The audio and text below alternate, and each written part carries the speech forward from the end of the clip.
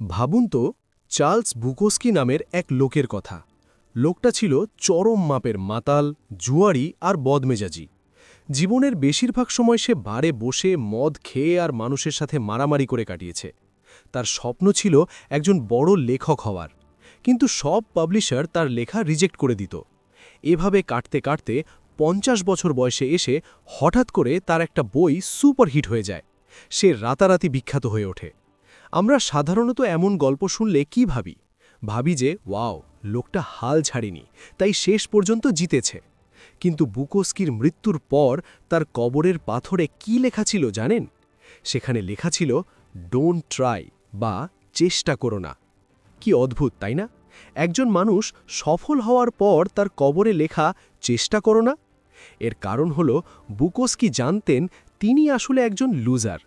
তিনি নিজের এই বাজে রূপটাকে মেনে নিয়েছিলেন। তিনি সফল হওয়ার জন্য মরিয়া হয়ে ছোটেননি, বরং নিজের মতো করে যা পারতেন লিখে গেছেন। আমাদের সমাজের সবচেয়ে বড় সমস্যা হল চারপাশের মোটিভেশনাল স্পিকাররা সারা দিন আমাদের কানের কাছে ঘ্যান ঘ্যান করে, তোমাকে পারতেই হবে, তোমাকে সেরা হতে হবে, সব সময় পজিটিভ থাকতে হবে। আর এই অতিরিক্ত পজিটিভ হওয়ার চাপটাই আমাদের সবচেয়ে বেশি হতাশ করে তুলছে। স্বাগতম আমাদের চ্যানেলের নতুন ভিডিওতে। আজ আমরা কথা বলবো মার্ক ম্যানসনের লেখা দুনিয়া কাঁপানো বই the subtle art of not giving a ফাক নিয়ে। এই বইটি আপনাকে জোর করে পজিটিভ হতে শেখাবে না, বরং শেখাবে জীবনের কোন ফালতু জিনিসগুলোকে পাত্তা দেওয়া বন্ধ করতে হবে। চলুন জেনে নিই এই মাস্টারপিস বইটির সেরা ৫টি লেসন। প্রথম অধ্যায়ের বিষয়টি হল দ্য ব্যাকওয়ার্ড ল, বা উল্টো নিয়ম। আমরা সারাদিন কি করি? আমরা সব সময় চাই আমাদের আরও টাকা থাকুক, আরও সুন্দর চেহারা হোক, আরও ভালো চাকরি হোক। লেখক বলছেন আমরা যত বেশি পজিটিভ বা ভালো কিছু পাওয়ার পেছনে ছুটি, আমাদের মন তত বেশি নেগেটিভ হয়ে যায়। কারণ আপনি যখন সারাদিন ভাবেন যে আমাকে ধনী হতে হবে, আপনার সাবকনশিয়াস মাইন্ড তখন বিশ্বাস করতে শুরু করে যে আমি এখন গরিব আর ব্যর্থ। আপনি যত বেশি সুখের পেছনে ছুটবেন, তত বেশি আপনি বুঝতে পারবেন যে আপনি আসলে সুখী নন। অ্যালান ওয়াটস নামের একজন ফিলোসফার এর নাম দিয়েছিলেন দ্য ব্যাকওয়ার্ডস ল। এর মানে হল সব সময় ভালো কিছু পাওয়ার ইচ্ছাটাই আসলে একটা নেগেটিভ অভিজ্ঞতা, আর অন্যদিকে নিজের বর্তমান খারাপ অবস্থাকে মেনে নেওয়াটা হলো একটা পজিটিভ অভিজ্ঞতা।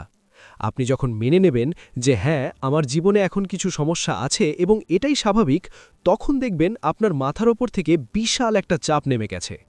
এই অধ্যায়ের মূল শিক্ষা হল আপনি যত বেশি সুখের পেছনে ছুটবেন, তত অসুখী হবেন, বরং জীবনের কষ্টগুলোকে হাসি মুখে মেনে নেওয়াই হল সত্যিকারের সুখ। এরপর লেখক কথা বলেছেন নিজেকে স্পেশাল ভাবার রোগ নিয়ে। ছোটবেলা থেকেই আমাদের শেখানো হয় তুমি অন্যদের চেয়ে আলাদা, তুমি বড় হয়ে বিশাল কিছু করবে।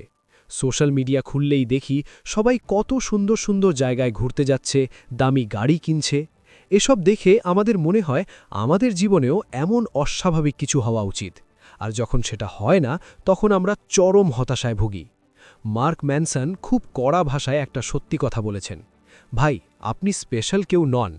এই পৃথিবীতে ৮০০ কোটি মানুষ আছে, সবাই যদি স্পেশাল হয় তাহলে তো কেউ আর স্পেশাল রইল না। সত্যি কথা হলো আমরা বেশিরভাগ মানুষই একেবারে সাধারণ বা অ্যাভারেজ। আমাদের মেধা অ্যাভারেজ, আমাদের চেহারা অ্যাভারেজ, আমাদের কাজও অ্যাভারেজ, আর এতে কোনো সমস্যা নেই। সমস্যাটা তৈরি হয় তখনই যখন আমরা এই সাধারণ জীবনটাকে মেনে নিতে পারি না। নিজেকে বিশাল কিছু ভাবা বন্ধ করলে দেখবেন জীবনের ছোট ছোট জিনিসগুলো থেকে আপনি কত আনন্দ পাচ্ছেন। এই অধ্যায়ের মূল শিক্ষা হল নিজেকে স্পেশাল ভাবা বন্ধ করে একজন সাধারণ মানুষ হিসেবে জীবনের সৌন্দর্য উপভোগ করতে শিখলে আপনি অনেক বেশি শান্তিতে থাকবেন। তৃতীয় লেসনটি হল সঠিক সমস্যা বেছে নেওয়া। আমরা সবাই ভাবি, ইস, আমার জীবনে যদি কোনো সমস্যা না থাকতো তাহলে কতই না শান্তি হতো। কিন্তু লেখক বলছেন সমস্যা ছাড়া জীবন অসম্ভব। জীবন মানেই হলো একটার পর একটা সমস্যার সমাধান করা। আপনি আজকে গরিব, এটা একটা সমস্যা। আপনি অনেক কষ্ট করে বড়লোক হলেন, তখন দেখবেন আপনার টাকা কিভাবে ইনভেস্ট করবেন বা ট্যাক্স বাঁচাবেন সেটা আরেকটা নতুন সমস্যা হিসেবে দেখা দিয়েছে। তাই জীবনের লক্ষ্য সমস্যা থেকে পালানো নয়, বরং আপনার লক্ষ্য হওয়া উচিত ভালো সমস্যা বেছে নেওয়া। ধরুন আপনি জিমে গিয়ে প্রতিদিন ২ ঘন্টা ঘাম ঝরান। জিম করার সময় আপনার পেশিতে ব্যথা হয়, কষ্ট হয়, কিন্তু আপনি এই কষ্টটা নিজে বেছে নিয়েছেন, কারণ আপনি ফিট থাকতে চান। অন্যদিকে আপনি যদি সারাদিন সোফায় শুয়ে বার্গার খান তাহলে কয়েক বছর পর আপনার ডায়াবেটিস বা হার্টের সমস্যা হবে, সেটাও একটা কষ্ট। এখন সিদ্ধান্ত আপনার, আপনি জিমে যাওয়ার কষ্টটা বেছে নেবেন নাকি হাসপাতালে শুয়ে থাকার কষ্টটা। এই অধ্যায়ের মূল শিক্ষা হল জীবন মানেই সমস্যার কষ্ট, তাই আপনার কাজ হল এমন কিছু সমস্যা বেছে নেওয়া যেগুলো সমাধান করতে আপনার ভালো লাগে। চতুর্থ অধ্যায়ের বিষয়টি জীবনের মোড় ঘুরিয়ে দেওয়ার মতো। দায়িত্ব শুধুই আপনার। ধরুন আপনি রাস্তা দিয়ে হেঁটে যাচ্ছেন, হঠাৎ কেউ একজন এসে আপনার দরজার সামনে একটা সদ্য জন্মানো বাচ্চা রেখে চলে গেল। এখন এই বাচ্চাটা আপনার নয়, কেউ একজন অন্যায়ভাবে এটা আপনার ঘাড়ে চাপিয়ে দিয়ে গেছে। এখানে আপনার কোনো দোষ নেই, কিন্তু এই বাচ্চাটার এখন কি হবে? তাকে পুলিশের কাছে দেবেন নাকি নিজের কাছে রাখবেন? এই সিদ্ধান্ত নেওয়ার দায়িত্ব কিন্তু পুরোপুরি আপনার। আমাদের জীবনেও এমন অনেক কিছু ঘটে যার জন্য হয়তো আমরা দোষী নই।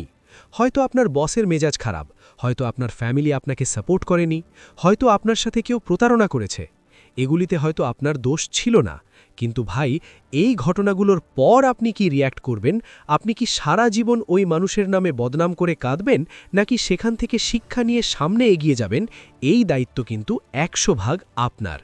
দোষ জারি হোক না কেন, নিজের জীবনের দায়িত্ব নিজের কাঁধে তুলে না নেওয়া পর্যন্ত আপনি সামনে এগোতে পারবেন না। এই অধ্যায়ের মূল শিক্ষা হল, আপনার জীবনে ঘটে যাওয়া সব কিছুর জন্য আপনি হয়তো দোষী নন, কিন্তু সেগুলোর ব্যাপারে আপনি কি করবেন তার 100% দায়িত্ব শুধুই আপনার। শেষ এবং সবচেয়ে শক্তিশালী লেসনটি হল মৃত্যু, জীবনের চূড়ান্ত সত্য। আমরা সবাই জানি একদিন আমরা মারা যাব, কিন্তু আমরা এমনভাবে জীবন কাটাই যেন আমরা অমর। লেখক বলছেন, মৃত্যুকে ভয় পাওয়ার কিছু নেই, বরং মৃত্যুকে সব সময় মাথায় রাখতে হবে। যখন আপনি গভীরভাবে উপলব্ধি করবেন যে আজ থেকে 50 বা 100 বছর পর আপনি থাকবেন না, আমি থাকব না, আমাদের এই জমানো টাকা, এই স্টেটাস, এই ইগো কিছুই থাকবে না, তখন আপনার জীবনের হিসাব একদম পাল্টে যাবে। তখন ওই ছোটখাটো অপমান, মানুষের কটু কথা বা সামান্য কোনো ব্যর্থতা নিয়ে আপনার আর মাথা ঘামাতে ইচ্ছে করবে না। মৃত্যুকে স্মরণ করলে আমাদের জীবন থেকে সব ফালতু জঞ্জাল পরিষ্কার হয়ে যাবে এবং আমরা বুঝতে পারব আমাদের জীবনে আসলে কোন জিনিসগুলো সত্যি গুরুত্বপূর্ণ। বন্ধুরা, the subtle art of not giving a ফাক আসলে কিছুই পাত্তা না দেওয়ার কথা বলে না, বরং বইটি আমাদের শেখায় আমাদের এনার্জি বা মনোযোগ খুবই সীমিত। তাই রাস্তার অচেনা মানুষের বাজে কথা, সোশ্যাল মিডিয়ার ভুয়া শো অফ বা অতীত নিয়ে আফসোস করে এই মূল্যবান এনার্জি নষ্ট করবেন না। এগুলোকে পাত্তা দেওয়া বন্ধ করুন। নিজের জীবনের জন্য সঠিক লক্ষ্য ঠিক করুন, নিজের পরিবারকে ভালোবাসুন এবং যেটা সত্যি আপনার জন্য গুরুত্বপূর্ণ শুধু সেখানেই আপনার ফোকাস ধরে রাখুন। ভিডিওটি শেষ পর্যন্ত দেখার জন্য আপনাকে অসংখ্য ধন্যবাদ। এই 5টি রূঢ় সত্যের মধ্যে কোনটি আপনার জীবনের সাথে সবচেয়ে বেশি মিলে যায়? কমেন্ট করে আমাদের জানান। বইটি বিস্তারিত পড়তে চাইলে ডেসক্রিপশনে দেওয়া লিঙ্কে ক্লিক করতে পারেন। এমন আরও জীবন বদলানো বইয়ের সামারি পেতে ভিডিওটিতে লাইক দিন এবং আমাদের চ্যানেলটি সাবস্ক্রাইব করে সাথেই থাকুন। দেখা হবে পরবর্তী ভিডিওতে।